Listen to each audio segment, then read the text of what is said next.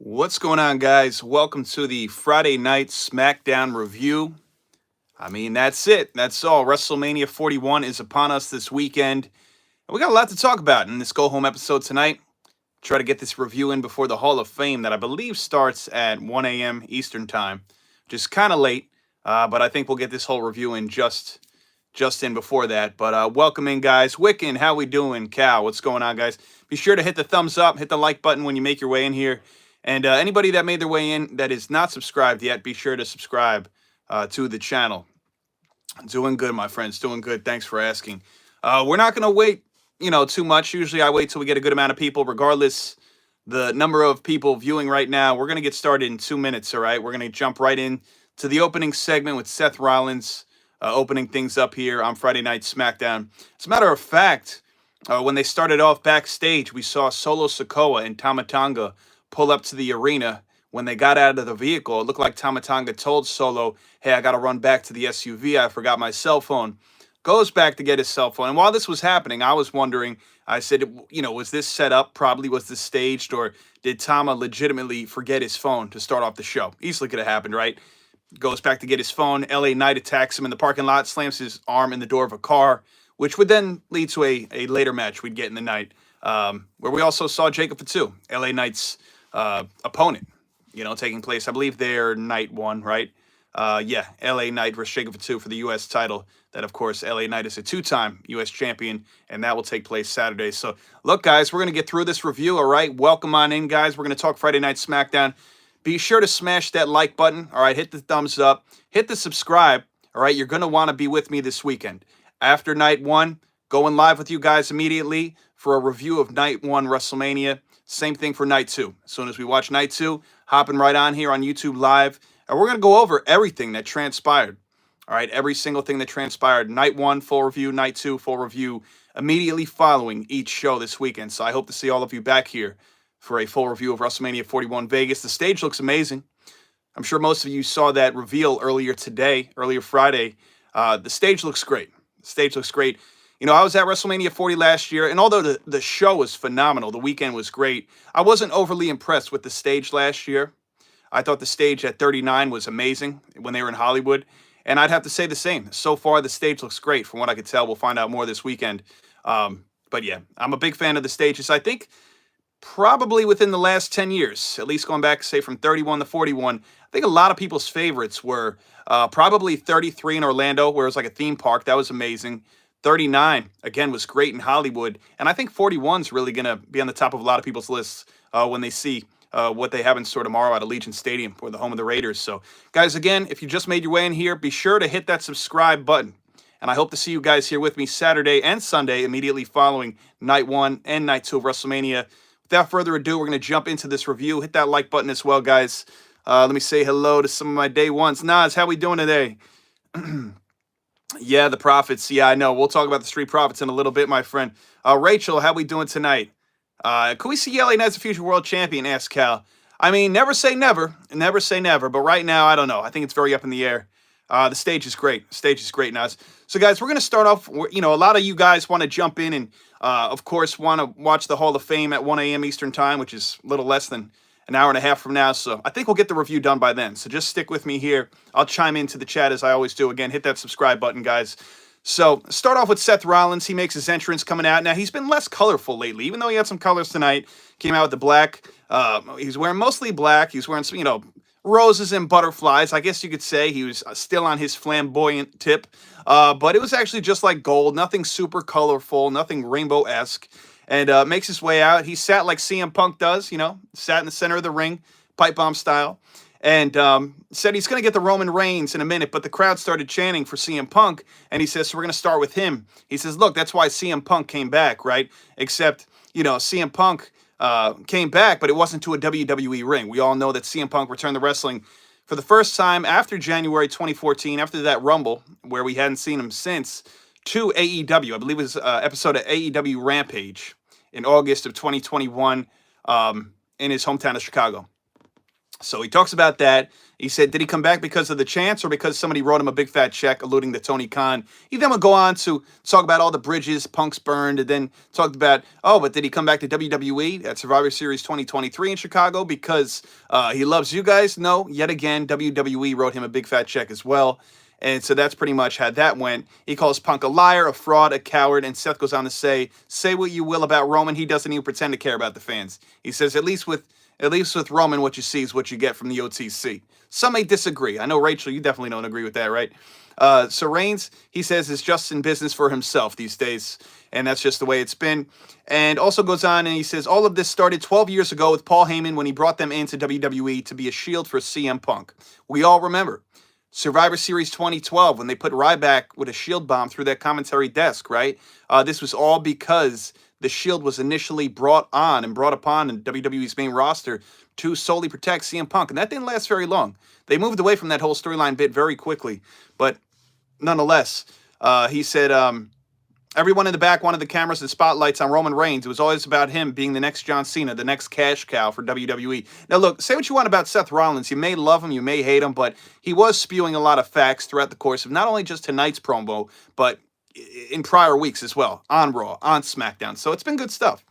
And again, even if Seth does go inside with The Rock as early as tomorrow night, regardless if he wins this match or not, regardless if he wins and, sides with Paul Heyman, he's a new Paul Heyman guy, he's going to be a justified heel, just like Kevin Owens and Drew McIntyre. You might not always agree with how they maneuver, but a lot of their stuff is justified, whether they were talking about Roman Reigns or whatnot, and Seth with Roman and CM Punk as well. So they got a point.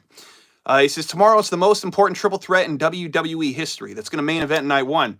Rollins will put his body on the line and sacrifice everything he has to make sure this industry moves forward in the right direction. This is not the first time he said this. He said this, I think, maybe last Friday or last Monday, talking about doing what's best for business and also making sure the trajectory of this company is in the right hands and not in the hands of CM Punk or Roman Reigns, for that matter. At this point, the commentary team of who is it? They got Wade Barrett on there. I always forget the other guy.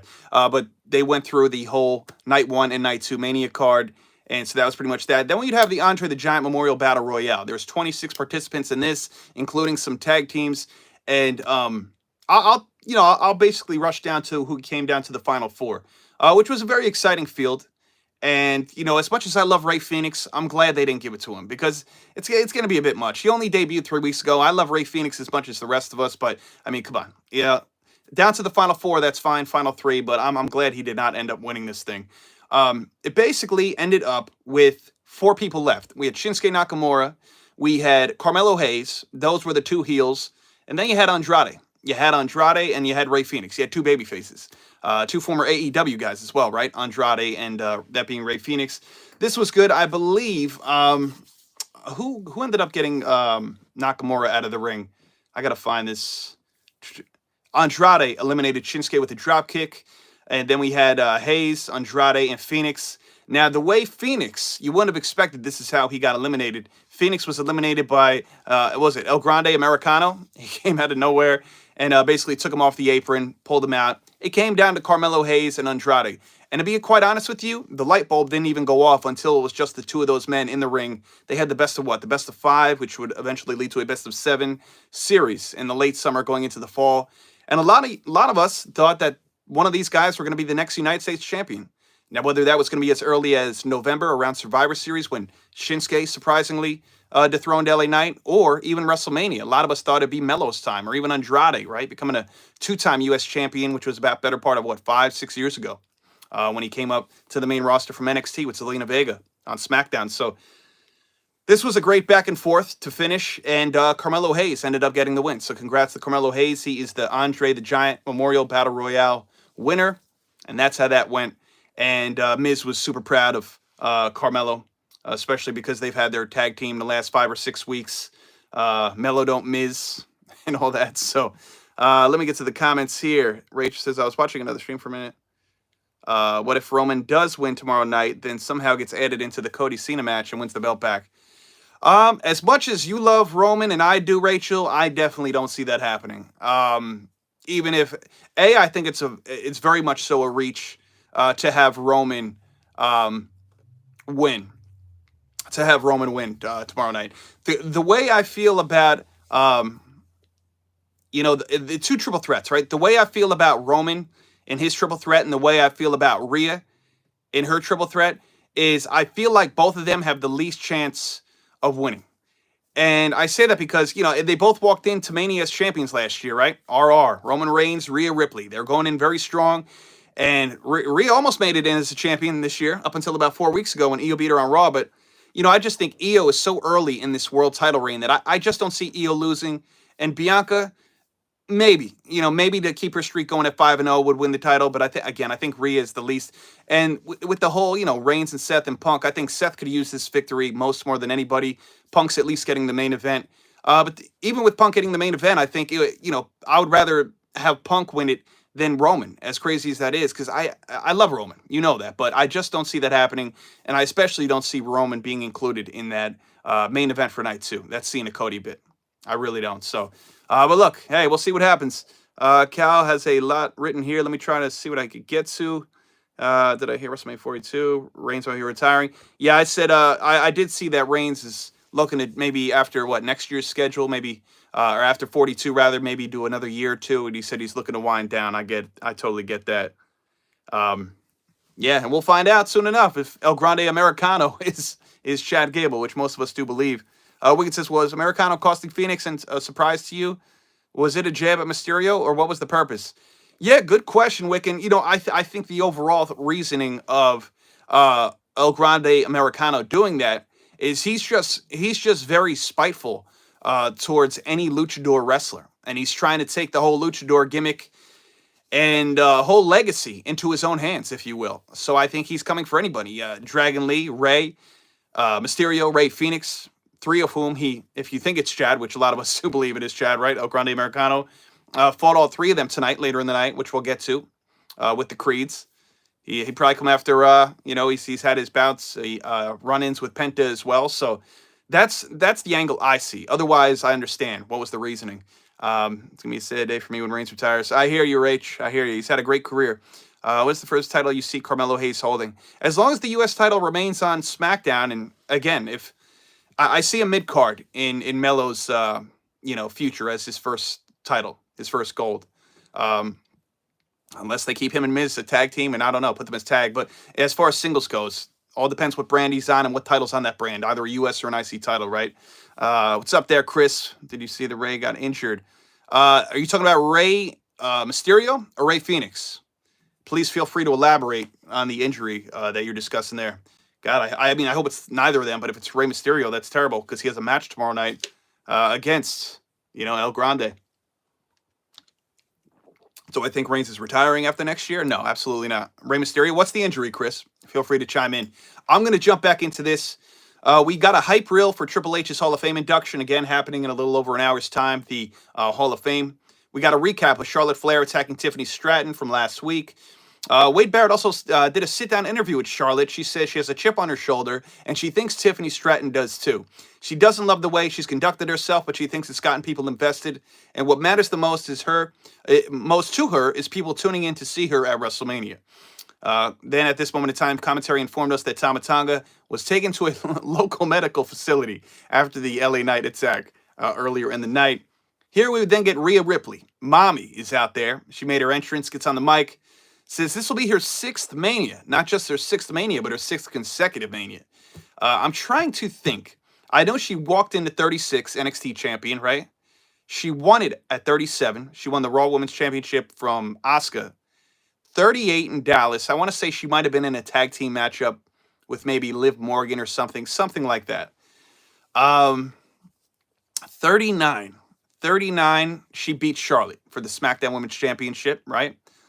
40, obviously she beat Becky last year, opened up night 1, beating the man Becky Lynch who had the flu. Props to Becky. She was sick as a dog. And now she goes into this triple threat. Amazing match for the Women's World Championship, trying to become a 3-time world champion, as she went on to say. Shortly after that, we get Io Sky. Before she could say much, Bianca made her way out. She asked if they thought they could come on here and drop her name without showing up. But she was definitely showing up because it might be her last night on SmackDown for a while, because she's walking out with that Women's World Championship, or so she thinks. Now we got Naomi. Things were really heating up. We haven't seen really Naomi and Bianca have a face-to-face in the better part of maybe 5-6 weeks since the initial split, right? Um, Naomi says, did her friendship mean so little to her that she won't even answer a text and handle it in private? Belair tells her she's not doing this, and she knows exactly why she's not responding. She said what she said, and she meant it. Bianca claims it's not just about Jade Cargill, and Naomi says she wasn't there for her like she was, and tomorrow she finishes what she started with her. Then Jade came out. Jade's music hit. She runs out, walks directly to the ring, attacks Naomi, and Naomi hides behind Bianca, basically was able to escape. Jaw was running her mouth towards Bianca, like, okay, what are you, protecting her? What is this all about? You should be letting me get right to her if you really cared. Rhea gets in front of it, in front of the whole situation. Naomi blindsides Cargill, bumps into Rhea. It was a whole mess. You had Bianca and Rhea going at it. You had Naomi and Jade going at it. Io's just there. I think Io ended up hitting her moonsault to wipe out everybody on the outside. At least Rhea Ripley and Bianca, her two opponents for WrestleMania. Hot mess. Backstage, we had Rey Fenix, hurting a little bit from that attack from El Grande. We see American Made roll up, Chad Gable and the Creed brothers. Then they were then followed up by Dragon Lee coming to the aid of Phoenix, and then we saw Rey Mysterio. Long story short, we got a 6-man tag, which we'll get to later in the night. This would then send us to a tag team matchup, a tag team championship for the WWE tag titles that a lot of us thought we should have saw on Mania this weekend, rightfully so. And I'm just going to fast forward to it. This match goes to a no contest because DIY runs in and breaks the match up. They run off with the tag titles. Long story short, not sure why Nick Aldis would reward this kind of behavior, even though it's probably going to be a great match next Friday. But now we have a TLC match, a triple threat, tables, ladders, chairs match for those tag titles next Friday on SmackDown with the Profits. Again, obviously, they hold the titles with Motor City Machine Guns and DIY. Will it be great? Sure. But it's not. We know they're trying to make up for the fact that they aren't on WrestleMania, which we all know they should be. So it's BS. What are you going to do? Here we have Nick Aldis. We're in his office. Chelsea Green and her secret Herbis of Piper Niven and Alba Fire beside her. Talking about the injustice done to her, and they serve him papers. Aldis says they're right. Injustice occurred, and so he's giving Zelina Vega another title shot and banning the secret Herbis from ringside. Now, correct me if I'm wrong. We'll get to the match, but I'm trying to fly through this because, we got a lot to get to. A, it's a busy weekend for all of us, and B, we got the Hall of Fame coming up. But that United States Championship, right? Chelsea's title was not on the line tonight because Zelina Vega did get the win with a great move off the, what was it, the middle or top turnbuckle. But the title wasn't on the line. So I guess maybe it was a qualifier. Maybe she had to win tonight to eventually get a U.S. title shot. How many times are we going to see this? How many times are they going to put Zelina through the ringer just to get a title match? I don't know. We'll see. What time does Mania start? It is 7 p.m. Eastern Time, both nights, Cal. I know 4 p.m. Eastern Time is the pre-show. It's a long pre-show. 3 hours with no matches. Rachel already had commented there. Do you think Naomi and Jade ends clean? Wiccan, no. I don't. I'll say this. I will be very surprised if it ends clean because if you get the Naomi victory, I think Naomi certainly doesn't win clean. And yeah, with Jade, I don't know. And then it's like, but then do I totally count out Jade from winning? I mean, Jade's not going to cheat, right? But how else would she get the victory? I'd be very shocked if they put Jade over with a clean victory. But then again, should I really be surprised? They're really trying to make her look like something. So I don't know, man. I want to go with Naomi in this. I'm so torn about this, Wiccan. I don't know. Cody was standing tall twice on Cena. Very interesting. Yeah, Nas, I'm a little nervous for Cody, though. The fact he stood tall twice in the last 3 weeks, third time's the charm. Does that mean Cena's going to get the last laugh? Is that where we're headed towards? I don't know. Chris says, Rey Mysterio leg hit hard after he got taken out.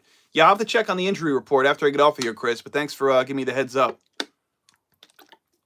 Guys, I want to take this time to remind you to hit that like button. All right, hit the thumbs up. Also, hit the subscribe button. I hope to see you guys back here with me tomorrow night after night 1 of WrestleMania and night 2, Sunday. We're going to do a full review of the show. We're going to have a lot to get to immediately following again. So hit that subscribe button now and the like button if you haven't already. And I hope to see you guys with me Saturday and Sunday night following what should be a great weekend of WrestleMania 41. Rach says, I'm kind of starting to think Cena may get 17. You know, Rach, I'll tell you what. After Cody hit that crossroads tonight for the first time, I kind of thought to myself, "Damn, maybe it might just happen." But I'm not completely sold. But the probability did squeak up a little bit there for Cena maybe getting it done. Chris said he had to carry out, which is not good. Yeah, again, I'll look at that Rey Mysterio report when I get off here. Chris, appreciate that, man. All right, so we're moving on with the review, guys. Sounds good, Cal. So, again, we got the TLC match next Friday on SmackDown for the WWE Tag Titles, the Profits, Motor City, DIY. Boom. Randy Orton makes his way out.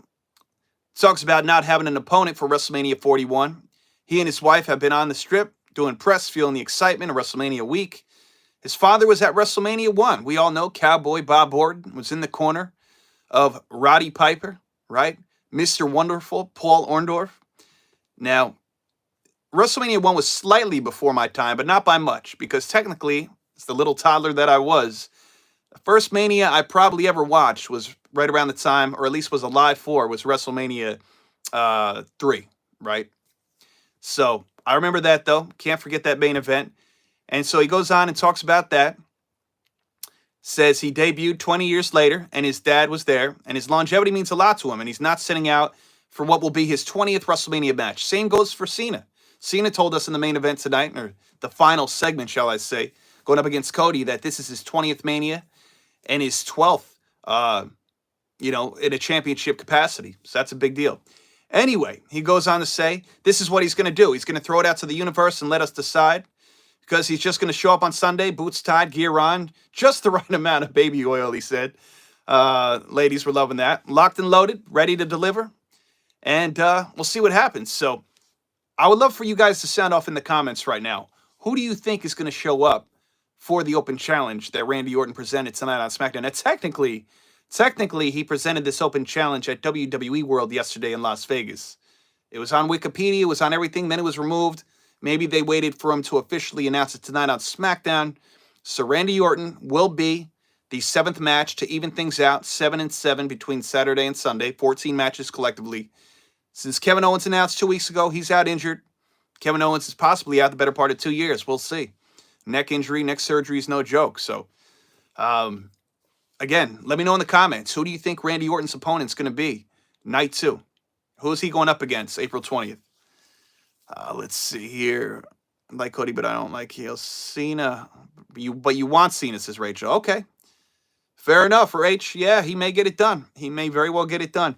Bob Orton and his famous cast. Absolutely, Wiccan. As a matter of fact, I got that Bob Orton right here. If you see, and he got the cast and everything. If you look, got it right there, man. Got him right there with the cast and everything. That's basically his getup from WrestleMania 1 at MSG 1985, was it, right? Rachel said the 12-year-old little girl in me can't root against Cena. Rachel, I get it. Look, I understand. You gotta be loyal to Cena, even if he ain't loyal to us fans, right? Hopefully Nick Aldis. Wiccan, I agree, man. That's what I'm really hoping for. That'd be awesome. And you know what? The fact that it could be Nick Aldis and they didn't actually advertise it like as early as last week, and he ends up being the surprise for Orton, it's going to be great. It's gonna be great for us fans, and it's going to be awesome for Nick Aldis, because getting that potential pop, like, oh, damn, it's the SmackDown GM. And for those that actually knew him as a wrestler over the last 15, 20 years and know what he's actually capable of, are going to be like, damn, this is going to be interesting. Cal says Nick Aldis as well. I like that. Well, let's put it out there. Keep saying Nick Aldis, and let's hope, man, because that's the only name I'm really interested in at this point in time. When you gotta pencil in an opponent where Orton's likely going to win anyway, but at least give somebody a major opportunity, a big time spot at WrestleMania here, especially a first time WrestleMania match for Nick Aldis. How cool is that? And he's done such a good job as SmackDown GM. This is a great way to reward him for the work that he's done over the course of the better part of 2 years, right? And it's not like he's not a wrestler either. He's a full-time wrestler. He just hasn't wrestled the last couple of years. Prior to, he's been grinding for a while. Chris says Aleister Black, Jeff Hardy, or Rusev. Yeah, I don't think it's either of those three. Because Aleister Black, which we're going to get to in a minute, he's going to be the guy that shows up on SmackDown. You saw the date in that little video, that video package, 4/25/25, April 25th, that next Friday, Aleister Black will arrive. Jeff Hardy again. I don't see that happening. Rusev, they will show him. It was confirmed that he's definitely back with the company again, though. I don't see that happening. I really don't, because it's almost like Orton's going to win no matter what. So what I'm saying is, all this could afford the loss. I wouldn't have Aleister Black return to the company, or Rusev, two guys return to the company for the first time in 4 or 5 years, then taking an L. How would that look?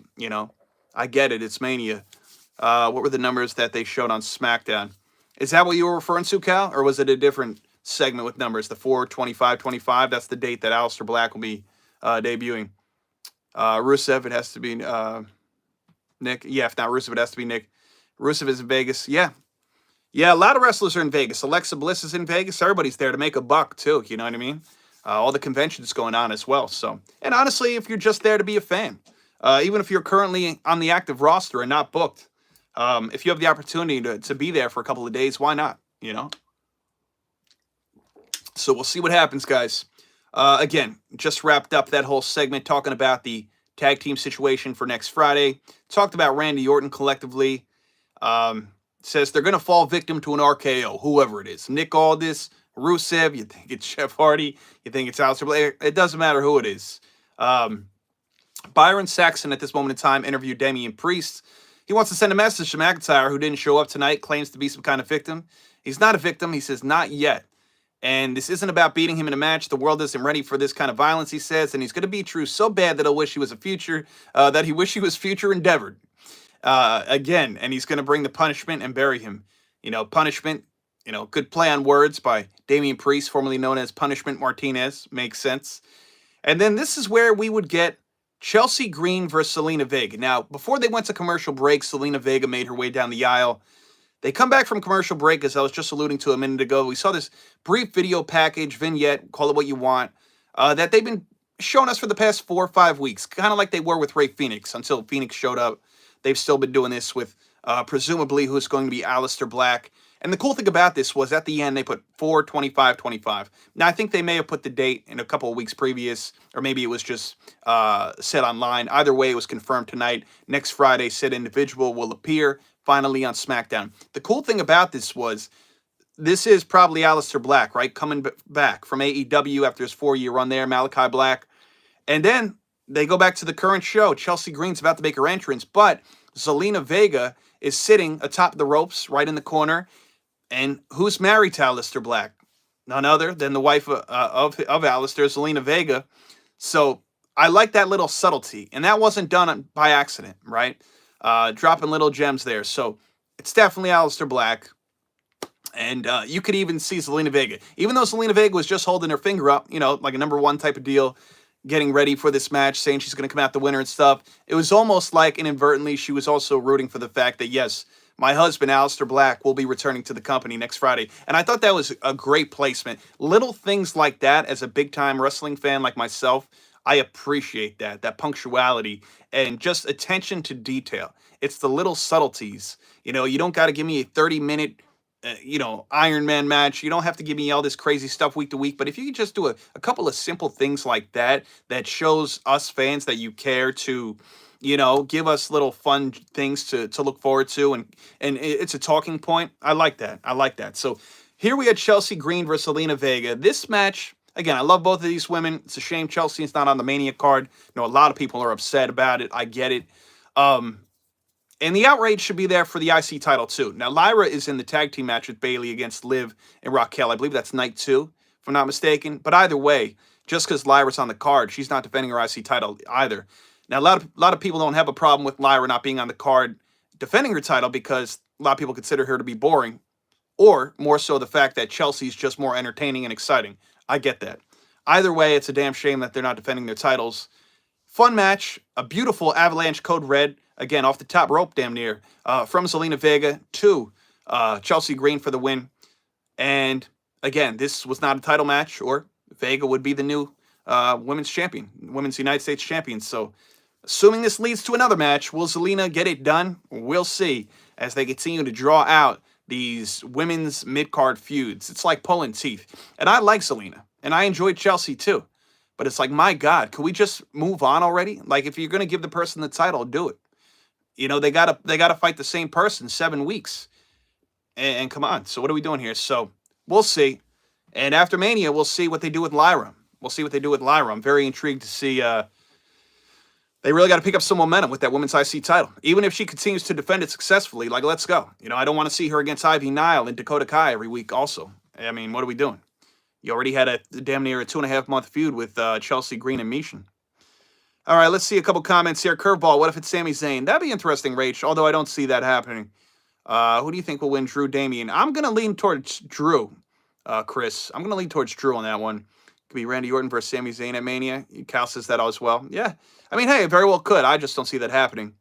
Hall of Fame get ready to start? Yeah, okay. I know it starts, well, the actual ceremony starts at 1 a.m. Eastern time, but they probably have the red carpet right now and stuff, right?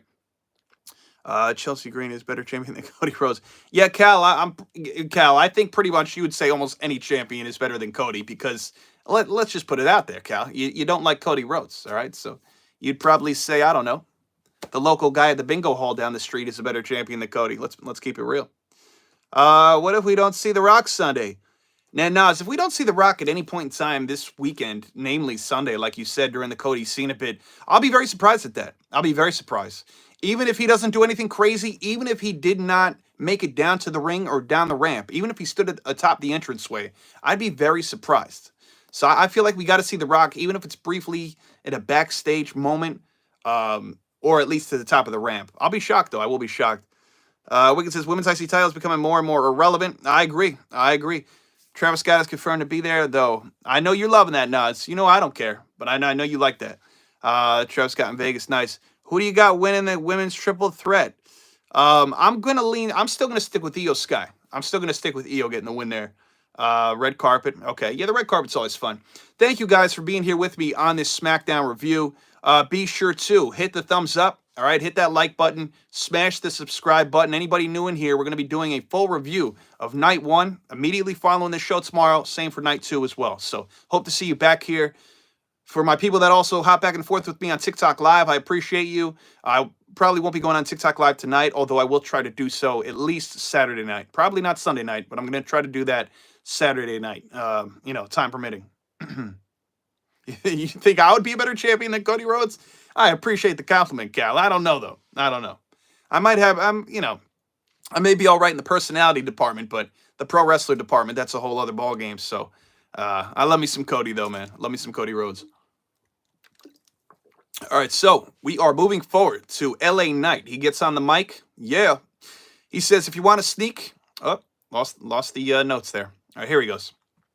He says, if you want to sneak, he'll sneak. And that's what he did to Tama Tonga out in the parking lot. Tonight, he's going to take out Solo Sikoa in their match so that tomorrow it's just him and Jacob Fatu, one-on-one for his United States Championship.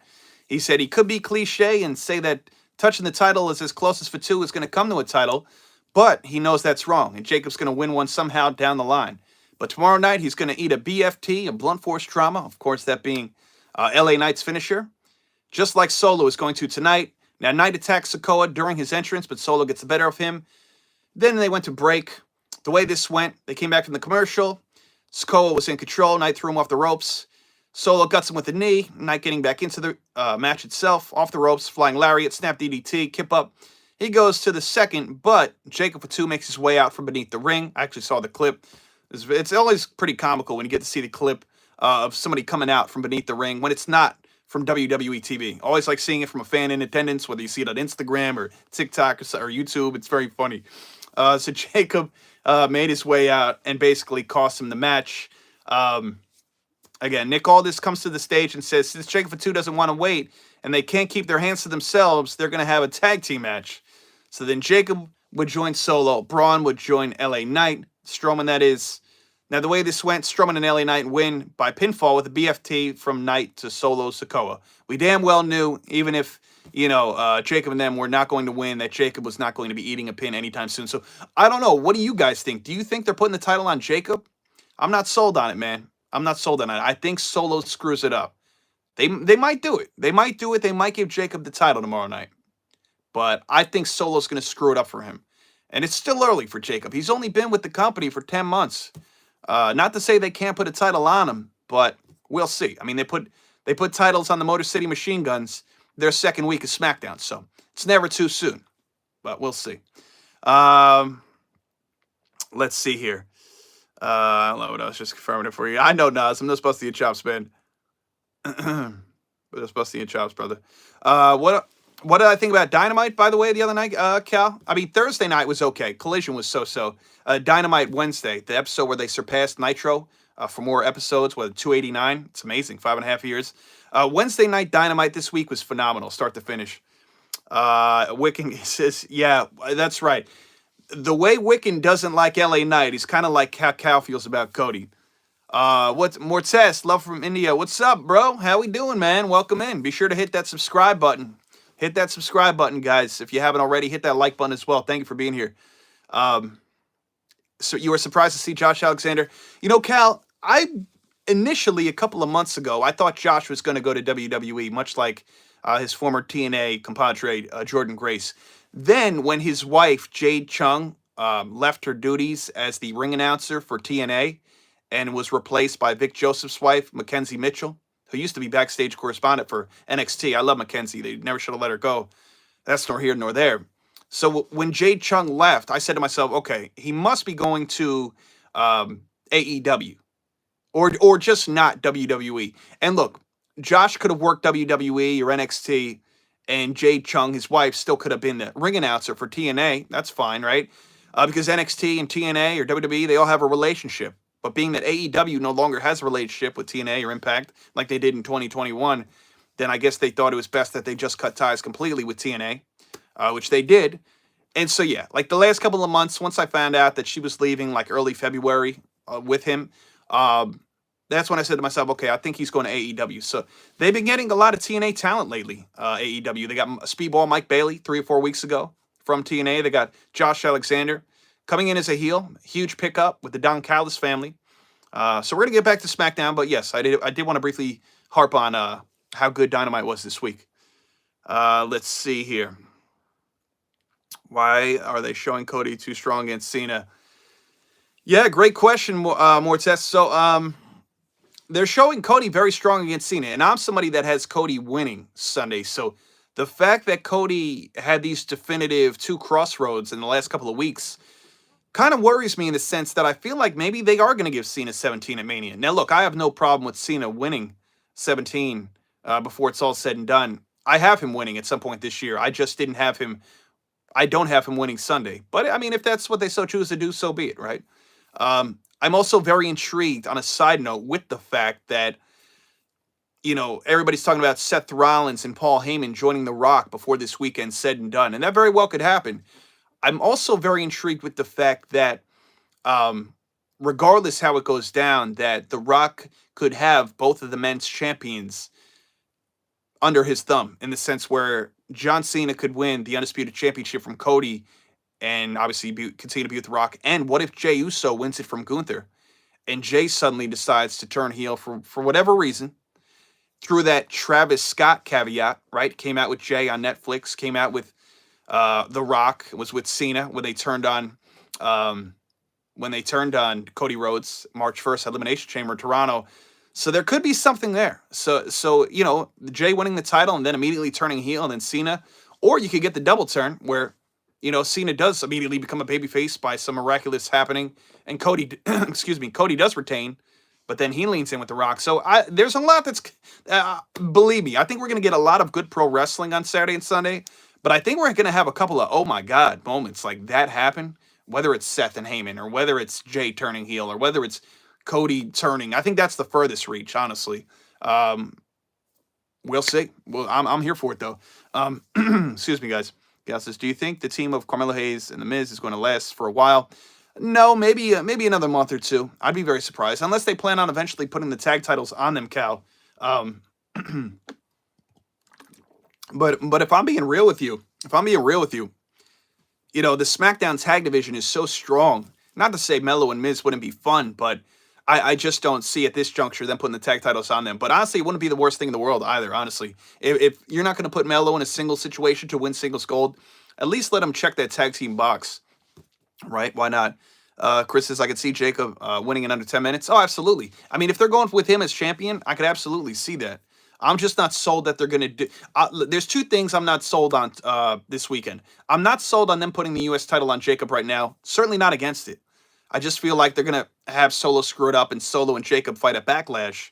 Granted, you could incorporate a title, but that feud doesn't need a title.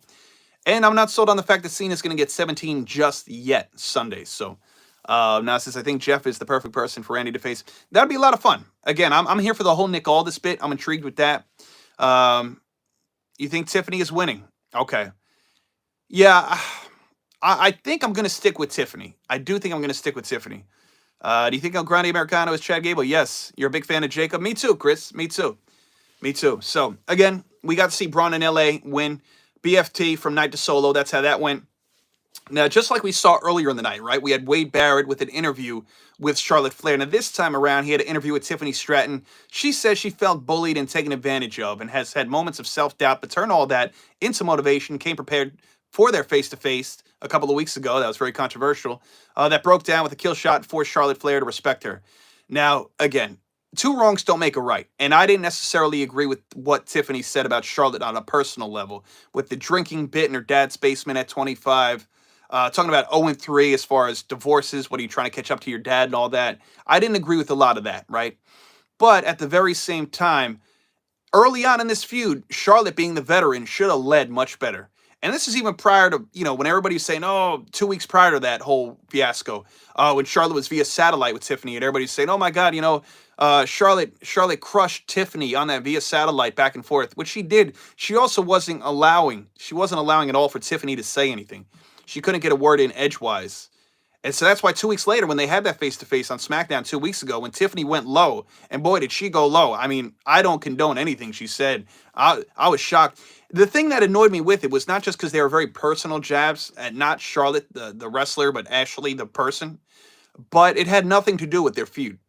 But at the very same time, I think Tiffany being very hurt on a personal level by Charlotte and the way Charlotte's conducted herself throughout the course of this feud, expecting her to be a leader, which Charlotte came back and says, another good-looking blonde, you're not taking my spot, 14 years younger than me, I got to claim my space. So instead of Charlotte trying to make this work for the both of them, she was too busy about, I'm coming back for my spot in real life, not even in a kayfabe sense. So, I blame Charlotte for how messy this has been collectively. Again, Tiffany is not flawless at all. She does not have a clean slate. All we can hope for at this point, regardless who wins this match, regardless who you guys want to see win this between Charlotte and Tiffany, all we can honestly hope for to salvage this disaster of a buildup is a great match. I don't think it's going to be Charlotte Rhea, WrestleMania 39, but I do hope that, it's something that's at least a talking point over the weekend for the right reasons and not being like, oh, that whole thing was a friggin' mess. So we'll see. Venom, what's going on there? What's up, my friend? Venom from India. Appreciate you, man. Again, be sure to smash that subscribe button, guys. I think we're going to hit 800 subs tonight. If I get a couple more of you to hit that button, we'll be well on our way. Again, hit the like button as well. Hit the subscribe, hit the thumbs up button in the live, and I appreciate you being here with me tonight. Why do people keep on doubting Cena, says Cal? I don't know, man. You have Charlotte winning. All right, Tiffany versus Charlotte could be a DQ. Very well could. Wiccan says, off topic, but I hope my fave Julia turns on your fave Stephanie at TakeOver. Well, hasn't the heel turn officially have happened already, Wiccan, right? Ever since she came back, a week or two ago with the blue hair and stepped on Stephanie holding the title. I look at that as the heel turn unto itself. So, again, she's got a mean streak in her. We have, 4 women in that match? It's Jada Parker. Jada Parker and Julia are basically the heels, or at least by default. Because we know Stephanie Vaquer is a face, and Jordan Grace is a face as well. So, have I seen the Mania stage? Yes, Chris. I was talking about it at the top of the live. Fantastic looking. I think easily, just going from WrestleMania 31 to WrestleMania 41 could easily be a top 3 stage between WrestleMania 33, 39, and 41 thus far. To me, just off the bat was great. I'm trying to think of some others. 35 and here in Jersey looked very basic. 40, I was there for it last year. It was nice, but it was nothing to write home about. It was a cool atmosphere because it is Mania, but the stage was nothing great. The 40 stage last year was probably, honestly, just a little better than 35s, if I'm being honest. 34 in New Orleans was cool. 32 in Texas was all right. 38 in Texas was pretty cool, but it wasn't a top three in the last 10 years for me. 37 in Tampa was all right. 36 was COVID, so that's pretty much the gist of it, right? Did you talk about the Profits yet? Yes, I did talk about the Profits. And now they have a TLC match coming up next Friday against DIY and Motor City. Again, regardless how good that match is going to be next Friday, we all know it will deliver. It's a damn shame that they're not on a two-night Mania. It really is. You know I had never returned to Charlotte. Yeah, we'll see, Cal. We'll see, man. Yeah, I hear you. The XL was cool at Mania last year, and the green, the whole Philly Lincoln financial field aspect. It's ironic the Eagles won the Super Bowl following that, right? But outside of that, man, the stage was nothing crazy last year. 31, what's going on? Everyone is going to retire in the next 2 to 3 years. You think the Usos, Roman? Yeah, a lot of that class is probably going to wind down. It's going to be unfortunate. But then when you look back at it, 31, a lot of that class has then been at it for the better part of 20 years. And that's just talking their WWE careers, right? So when you take that into account, when by then, in 2 or 3 years, when they've been with the company anywhere from 16 to 18 years or 18 to 20 years, it's more than justified that they kind of wind down, whether that means retirement or part-time and all that. But that said, though, we're still going to feel it for sure. What's up there, King? How we doing? You really, WrestleMania 41, John Cena? You think Cena's going to win 17 Sunday? All right. Welcome in, guys. If you're new in here, like King or Venom, be sure to hit that subscribe button. All right? Hit that subscribe button. Hit that thumbs up on the live. Thank you for the likes. I'm especially urging you to hit that subscribe because I want you guys to be here with me for the most exciting weekend of the year for pro wrestling, and that is WrestleMania weekend. Saturday after WrestleMania, I'll be on here for a live review. Sunday as well for a live review. You could also follow me on TikTok, Instagram, X, and Facebook at Turnbuckle, TOPIX. I got the same handle on all platforms. Very easy to find. WrestleMania 41 stage is better than the last 2 years for WrestleMania. Well, definitely better than last year's, Cal. I'll say 41 was definitely better than 40s last year. But, I mean, yeah, you could say it was better than Hollywood's 39. I thought 39's was awesome, though. I thought Hollywood WrestleMania 39 was a beautiful, beautiful look. I'll have to really... I did see the video earlier, but we'll have to see how it looks. I got to see how it looks Saturday and Sunday and digest and see where I think it really ranks. But it's definitely a top 3, no doubt about it. In the last 10 years, I'm talking WrestleMania 33, 39, 41. You heard Reigns might retire. Yeah, well, he went on record to say that he's going to, go through WrestleMania 42 next year and then see where he's at. He may sign on for another year or two, and that might be that. All right, so as we wind down here, guys, we had American Made versus Latino World Order. And Brutus Creed, Chad Gable, Julius Creed versus Dragon Lee, Rey Mysterio, Rey Fenix. It's a lot of fun. It really was. It was really cool to see Dragon Lee, and Rey Mysterio team up with Rey Fenix here.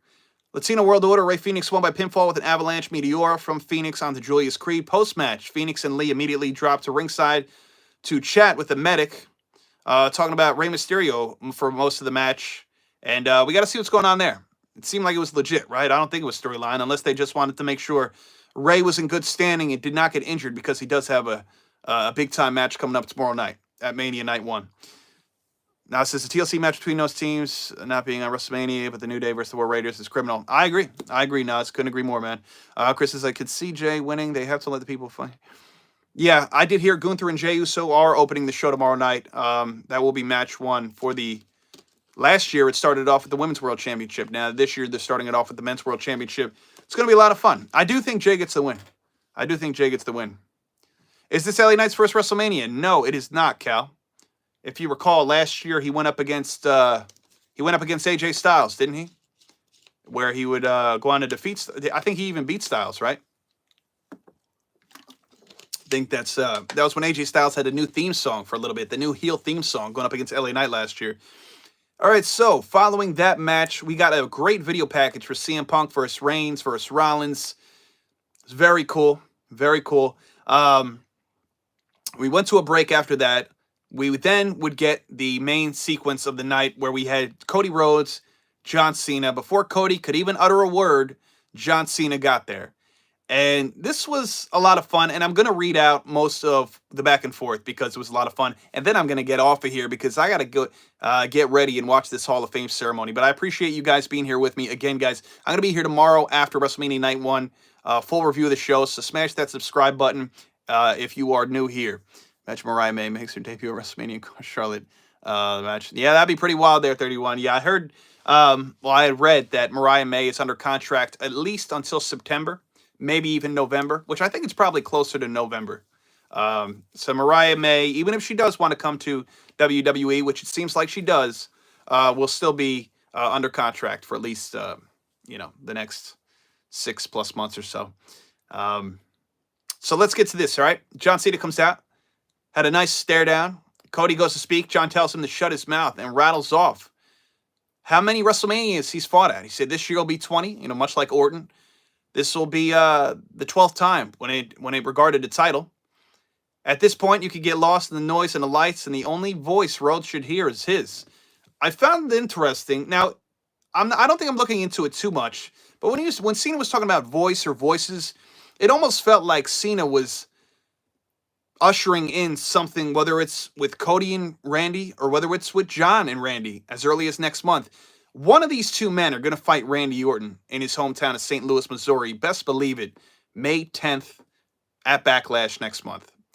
And it's going to be whoever the champion is. It's going to go up against Randy Orton. So whether that's John Cena, who gets number 17, where then Randy would be looking for number 15, or whether it is Cody, one of those guys will be going up against Randy Orton at Mania. At Backlash. And that's going to be a lot of fun. So he goes on to say, Sunday is the last night. He will compete at WrestleMania. No one has had the courage to end their career the way he has. And there is nothing you can do to fight a man who knows he's going to die. Cena came out. He was all business tonight, as he's really been during this whole heel run. As we saw those 3 shows, those 3 Monday Night Raws that were on the afternoon when they were internationally broadcast. Same demeanor tonight. Wicked says New Day getting a title shot is weird. How anything is heels. I agree. Which a lot of people are picking the New Day to win tomorrow. And look, God bless them. But I still feel like I'm going to go with the War Raiders. Maybe it's to my own detriment, but I'm just going off the sheer basis that it's kind of ridiculous that you have the New Day coming out there. And somebody even mentioned that this could be Kofi's last Mania, whether it was known to the public or not. And look, I love Kofi just as much as the next guy. But even so, like just having them win the titles at random, like you said, where's the story? If there was anybody that was going to beat the War Raiders anytime soon on Raw, we all, I think, collectively would have to agree, like them or not, it would have to be the Creed brothers of American Made. It's the only tag team that's really shown any sense of, being the next up. But now says LA is not winning 2 WrestleManias in a row. You don't think so? We'll see. Solo may screw it up for him, but hey, again, it's hard to bet against Jacob Fatu. If there's no interference with a Solo, obviously Jacob should go on the win. You don't need a brain for that. But if Solo's going to come in here and try to, throw a wrench in the plans of Jacob, that could be all it takes for LA to hit a BFT for the win. I'm only going to be on here for about 10 more minutes, Cal, because I got to get ready for the, I want to get seated for that Hall of Fame as well. Do we see Alexa and Nikki cross after Liv retain? I do believe so, Chris. It's all a matter of when they're going to implement that Wyatt 6, right? We thought we were going to get that 2 months ago, shortly after Alexa Bliss returned from the Rumble. We saw her once or twice on SmackDown. She beat Candice LeRae. She might have had 1 or 2 other appearances or matches, and that was really it. Randy Orton versus Cody Rhodes for the title, whoever wins at Mania. Yeah, exactly. It's Randy versus whoever wins the title, right? Whether Cody retains or Cena does get number 17. Whoever's the champion coming out of Mania will go up against Randy in his hometown. No doubt about it. Randy has to be a heel when he faces Cody, which is why I really think Cena is winning. Okay. Well, who knows? Now, at the same time, Randy could turn heel at the drop of a dime, the snap of a finger, the blink of an eye. So if you even look at the poster, and I know he's called the Viper, I get it. That's his nickname.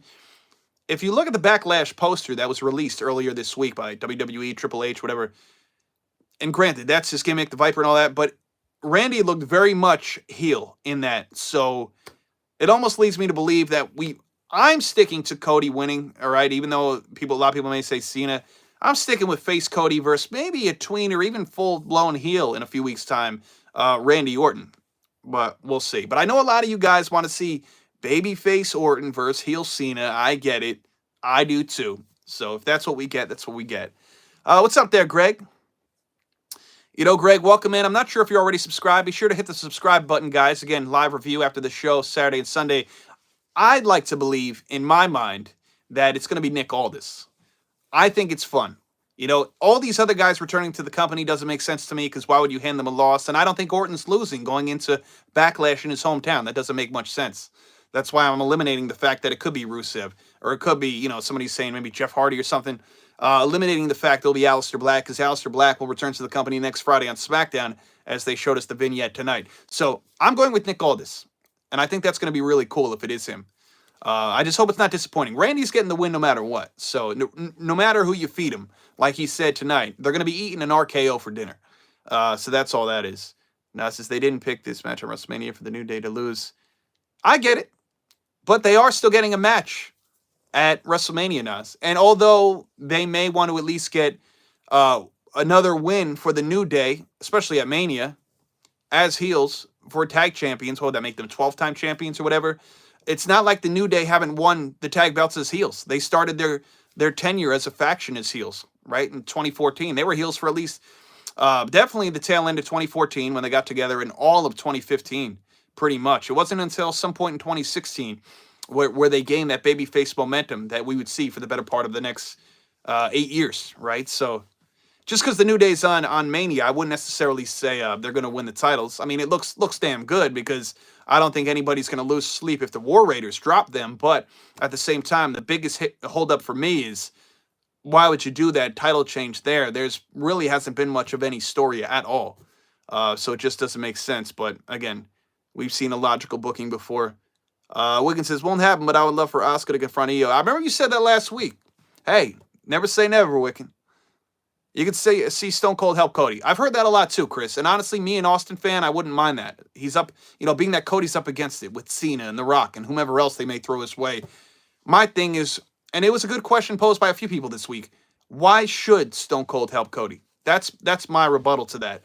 I'm here for it. Why should Stone Cold help Cody, though? Why shouldn't he just sit back and throw down a couple Broken Skull IPAs or American lagers in his suite? That's my question, or in Gorilla. Why would he turn? Nah, it says, why would he turn heel if it's in his hometown? It just makes sense to me. Well, here's the thing. People are going to love Randy Orton no matter where he is. So even when Randy Orton's a face, there's some people that even when they're face, they're still tweeners. I think I had this discussion a couple days ago. Randy Orton turning heel, nobody's going to lose love for him, especially those in his hometown. If he turns heel, nobody, he will not lose not one fan if he goes heel. Now, sometimes depending upon who the opposition is or who the opponent who's going up against, maybe a couple might fall off, but especially at this point in Randy's career, he's not going to, because he's always been predominantly a heel. Cena, it's different. A lot of people were brokenhearted because, well, Cena, he's been the good guy, the face of the company for, a long time. Yeah, that could do no wrong type of deal. Even though he had gotten a lot of hate over the years, he was always the goody two-shoes, right? Randy, it's like, it's Randy, man. We can't knock Randy. So that's why it doesn't matter if he turns heel, even in his hometown. Cal says, you want Big E, you don't want the New Day. Armando, what's up there, man? Yeah, I do like WWE. I better with all this nostalgia here, or it wouldn't make sense. Be sure, guys, to go ahead and hit that subscribe button. If you're new here, I'm heading out in a few minutes. All right, I'm going to be back here tomorrow night, immediately following night 1 of WrestleMania, full review of the show. So what are you waiting for? What are you waiting for? Hit that subscribe button. In all sincerity, thank you for being here. Hit that thumbs up, all right? Hit the like button. And as you can see, I'm very interactive with your guys' chat. So let's see. Only way I see him lose. Let's see. When Kevin Owens went back to his home state Elimination Chamber, why didn't he get... Well, yeah, it was his home state. Why did he get booed? But if it was Randy Orton, he wouldn't. Wickens says, how would you feel if Punk won only to get attacked by McIntyre and he leaves with Heyman? Ooh. Look, great. If you listen to this. So Drew's another guy that I could absolutely see joining this whole Rock faction, this Team Rock, whatever you want to call it, Team Corporate. And The Rock put out for his whole Project Rock brand. If you saw, I saw this on TikTok last night. One of the new promotional videos from The Rock's Project Rock featured Drew McIntyre. Call it a coincidence if you want. I don't think it is. So we talk about Seth Rollins. We talk about, obviously, John Cena, who's already aligned with The Rock. But we talk about Seth. We talk about Heyman. We talk about what if it could be Jey Uso that joins The Rock. All these guys. Drew McIntyre makes perfect sense. So that would be very interesting. That'd be very interesting, Wiccan, to see if Punk won and Drew came out. Regardless, Drew and Heyman intrigues me too. Thank you, Chris. Enjoy the weekend, man. I hope to see you back here following the shows. All right, Cal, you take care as well. God bless, man. All right, guys. So as we wrap up here, let me get back to my focus here with the Elimination Chamber. Well, they're about to talk about the Elimination Chamber. We were just talking about it here. But Cody had a choice at Elimination Chamber, Cena. Does he want to do what is right, or does he want to do what he needs to win? And in that moment, he made his choice, and Cena knew that he could beat Rhodes. Says, the second you stop caring about those fans, you can do whatever you want. And on Sunday, Cody, you'll be faced with that choice again. He said, Rhodes is strong, tough, and driven, but he's also scared, insecure, and naive. He wears his suit and he has his tattoo because he wants to be somebody, but on Sunday, John Cena will make him be somebody. So he didn't have to do all that. He said, you didn't need the suit. You didn't need the tattoo because I'll make you somebody regardless. I thought that was a great line. All right, Chris, appreciate it, man. So, in short, Cody says John always has something to say. Calls out how the crowd feels about Cena. John said in London that he doesn't bury talent. He is talent. And he knows a graveyard of talent who would disagree, but we're not talking about them. Now, may I mention that this was a point in time where the crowd was collectively, maybe not everybody, but there was a good portion of the crowd that every time when Cody was trying to speak, they were booing Cody. So even for Cody, I was a little concerned. I said, oh boy. I said, this Vegas crowd's getting a little rough. They even booed Bianca earlier in the night, which caught me off guard as well. So internationally, I know we got that in a couple cities, but it's always weird when you have a very over baby face. I know Bianca's been teetering lately, but Cody stayed strong. He stayed on track here.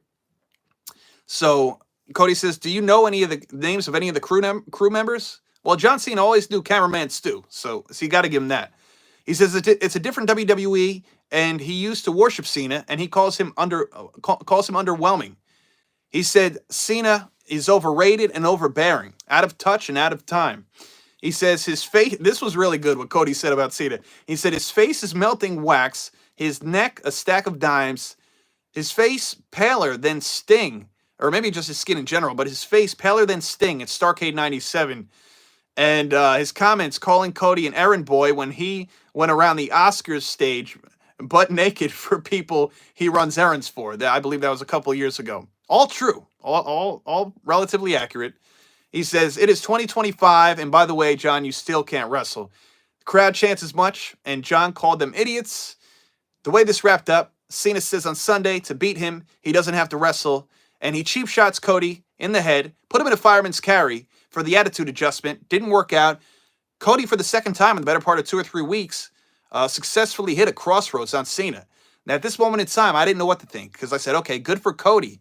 But now, back-to-back crossroads for Cody on Cena. Could he do it a third time and to win on Sunday? I don't know. I'm going with Cody Rhodes, but maybe number 17 is for John Cena Sunday night to close out WrestleMania 41. Maybe he very well does get it done that night as a heel, and we'll see. So, I don't know, man. Maybe he does get it done. I'm still sticking with Cody, but maybe this is where it ends for Cody, at least for the time being. At least for the time being. Now says, I understand what you're saying, but Kevin Owens is not Randy Orton. KO is not Randy. Yeah, no, for sure. Let's see here. Chris says, I can see Big E cost the New Day. Yeah, I've heard that as well before. I don't know. I mean, that'd be a fun thing to see. But I'm not putting any stock in seeing Big E involved in any regard at this time. That'd be fun, though. That'd be fun. So Cody holds his title up after connecting on that crossroads to Cena. Again, Cena makes this crossroads look like the most devastating move one could ever take. He did the same thing a couple weeks ago on Raw when they had their third encounter, their third and final meeting, Monday Night Raw, and this was it. And they, commentary spoke about the cards again for WrestleMania Night 1 and 2. Boom. 7 matches Saturday, 7 matches Sunday. And just like that, folks, there is your Friday Night SmackDown review for April 18th, 2025. So, gonna get out of here in a minute. Usually I stick around for some comments, questions, concerns. I'm gonna go get ready to check out the 2025's WWE class of Hall of Fame, or Hall of Fame class, rather. But thank you for being here for the last, what's it been, almost upwards of 70 minutes. Again, guys, hit the subscribe button. I'll be with you guys immediately following WrestleMania Night 1 tomorrow night. I look to do the same for Night 2 as well on Sunday. So again, hit the subscribe. Be sure to hit the like button before you get out of here. And share the page. Share the channel with a friend. You know, if you're on Instagram, you're on TikTok, Facebook, X, go ahead and follow me there. And also share with a friend. You know, anybody that's in the wrestling, especially this time of year. And if they've never watched wrestling, this would be a good time to get them involved this weekend in WrestleMania. Because even though the build hasn't been amazing this year, for a lot of us diehard wrestling fans, you know, I do think it will be a very enjoyable weekend when all is said and done. So let's see here. No, it says these fans just want to be like international crowds so bad. Yeah. Now, granted, there's probably a lot of international people in the house tonight, which I feel like that's why the crowd was how it was tonight towards Bianca, towards Cody. But that said, it was a very weird Vegas crowd. I'm usually very excited for you know, PLE crowds, PLE weekend crowds, but this crowd was a little weird. I'll be honest. You could see they even copied the stupid Cody thing. Yes, I did notice that as well. Yeah, I'm going to look to do my predictions tomorrow. I'm not going to go too in-depth right now, Chris. But let's look at Night 1 real quick, I suppose. I'm going to run through this real quick. They may change. If I do a video on it, they still may change. Jay versus Gunther, I'm going Jey Uso. War Raiders, New Day. Again, even if it's to my detriment, I'm probably going to stick with the War Raiders. I get it. If the New Day win, I will not be mad. I just think if the New Day win, it's kind of whack from the standpoint that there was really no story going into it. But again, if the New Day get it done, good for them. They could use the momentum. Let's be honest. What's up, Armando? How you doing, my friend? I did see you earlier in here. Thank you for being here. Again, if you haven't already, be sure to hit the subscribe button, my friend. You and anybody else who's new here. I will be here all weekend with you guys after Night 1 and Night 2 for a full review. So if you haven't already, hit that sub button. Rey Mysterio, El Grande. I know a lot of people that I've spoke to are actually going with El Grande. And again, I get it, but I got to go with the legend, man. I got to go with Rey. I got to go with Rey. LA Knight, Jacob Fatu. Again, I feel like I'm going with a lot of unpopular picks from the regard that Jacob Fatu looks obvious. And I get it, but I think Solo intervenes. I'm going with a lot of what-if possibilities. So I'm going with LA Knight, retaining from that regard. Jade, Naomi. Oh, man, you know, I still may go Naomi. I feel like it should go Jade. Jade, Naomi, I don't know. That one's up in the air. I'm going to decide right before the bell rings, honestly. Tiffany, Charlotte, I'm still going to stick with Tiffany.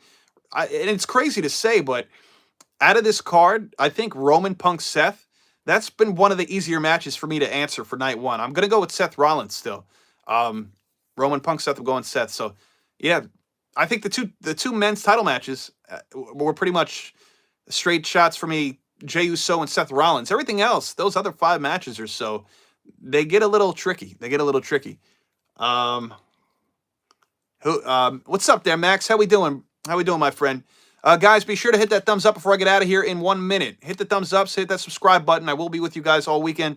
So who wins Cena, Cody? I'm still sticking with Cody, Max. But I would not be surprised if Cena wins 17 on Sunday. I get it, man. Like, even though he still has 2/3 of the year remaining to, you know, become a champion at any point in time, because I do think he gets 17 regardless this year. I was with the school of thought that he was going to get it done at Mania as a sure shot. A lot of people look at it as a must for him to win Sunday. I don't look at it as a must win. I really don't. Just because it's his last Mania, I don't. But if they do it, so be it. Your heart wants Cody to win, but since Final Boss, Rock, I feel my soul tells me we'll be seeing it. Sure. I get it. You know, having The Rock as your insurance policy there, Max, is a good one to have. You know, he's on the board of directors for TKO, for goodness sake. So, I mean, he's a good guy to have in your corner if you're trying to get the job done. And that was also to my point why I also thought it's not so much a must-win for Cena to win at Mania. Yeah, it would be nice. He beats Cody, gets 17 there, cleans his hands of that, and that's it. But the fact that he also has The Rock, I feel like The Rock could finagle him an opportunity for a title the very next night if he wanted to, right? Whether it was a Monday or a Friday night, whenever. So, again, I could see Cena obviously winning, but I'm still going to stick with Cody Rhodes. I'm going to still stick with Cody Rhodes on that. Guys, with that being said, I'm going to take one more comment here. See Jay win, Cody lose. Jay gets the story finished. Okay, see Jay winning and Cody losing. All right, we'll see. We shall see. Again, guys, thank you as always for being here with me, especially on these reviews. Remember, Mondays and Fridays, I'm here for full reviews of Monday Night Raw, Friday Night SmackDown, and this weekend especially. I know I've said it about 10 times, and I'll utter it for those that have been bouncing in and out of the live tonight for the last hour plus.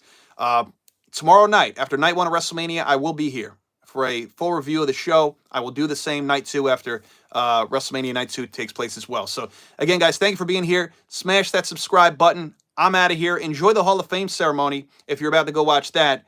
Enjoy NXT Stand and Deliver tomorrow. That's going to be a lot of fun too. Sorry I didn't really get to touch upon that tonight, but that'll be a lot of fun. And most importantly, other than the Hall of Fame, other than Stand and Deliver, enjoy night one of WrestleMania 41 in Las Vegas at Allegiant Stadium, guys.